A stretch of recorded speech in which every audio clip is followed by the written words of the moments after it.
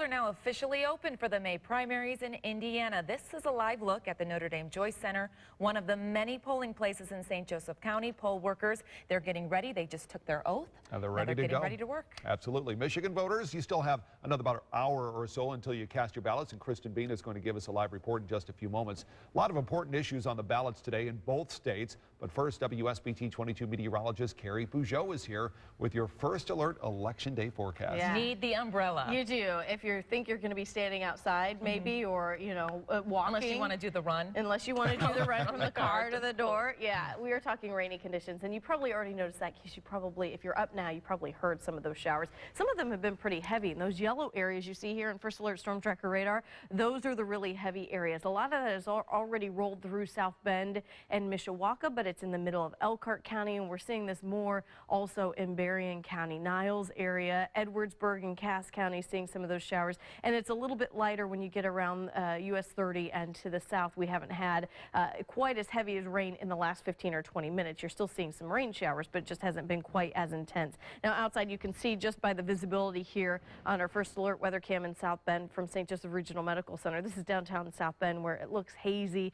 and that's because the rain is still falling. So outside this morning, most of the rain will fall during the morning commute times. We will still get a couple of scattered showers this afternoon, but most of the rain will happen this morning. We're near 60 degrees right now. We're upper 50s, right around 60, and we'll top out near 70 this afternoon, but it gets much warmer tomorrow. We'll show you and track out some of the 80-degree temperatures coming up in just a few minutes. Gary, thanks at 6:03, and this is going to be one of the biggest and most talked about races in today's primary vote. Incumbent Pete Buttigieg and Councilman Henry Davis Jr. are squaring off for the Democratic nomination in the South Bend mayor's race. Buttigieg is seeking a second term as the city's mayor. This is Davis's first time running for mayor. Davis has represented South Bend's 2nd district for the past 7 years.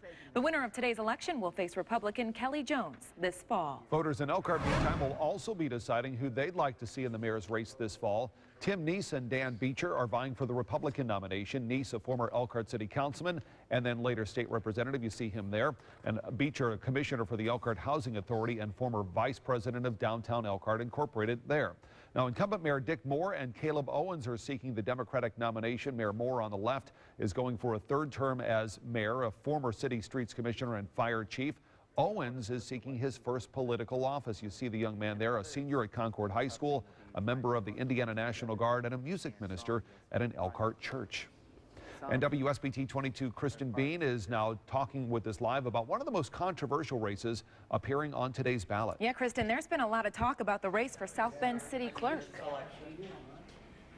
Yeah, that's right. It's such an anomaly, too, because all this controversy, all this political back and forth for such a low-key, low-profile type position, the clerk's office. Last week, Dieter accused Fowler and Mayor Pete Buttigieg of breaking the law by appearing in a campaign ad together. He says they didn't file the correct paperwork. Buttigieg officially endorsed Fowler last month.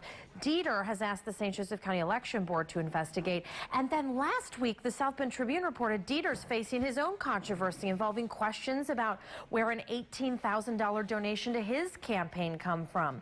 And one of the interesting things about this race is who comes out to vote today. Everyone says turnout could be a major factor.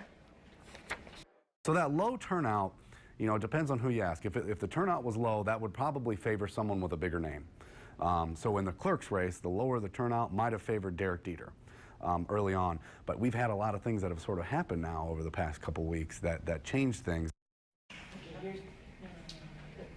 All right, so here's an early indicator of how many people are expected today. It's the early voting numbers. Take a look. You can see about 2,100 people voted early in St. Joseph County.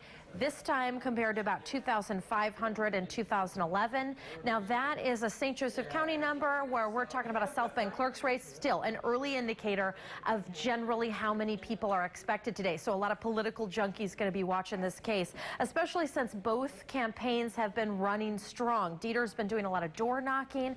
Fowler, of course, been running TV campaign ads with Buttigieg. We'll be watching it closely today. We're also watching the polls. They've just opened here. We're just a few minutes after 6 o'clock here at Notre Dame. Poll workers have already started, and we're just waiting for our first voter. We're wondering, too, how this weather is going to affect this. So coming up at 6:30, how your vote could affect South Bend's mayor's race and why it's important to get out there. Live in St. Joseph County at a poll, I'm Kristen Bean, WSBT 22 News. Thank you, Kristen. Voters in Michigan have a big choice to make today. They'll decide whether taxes should be raised to repair the state's roads, bridges, and schools. Proposal 1 would raise the gas and sales tax. The sales tax boost is 1%. If passed, the additional tax money will give more than $1 billion a year to roads and about $200 million to schools.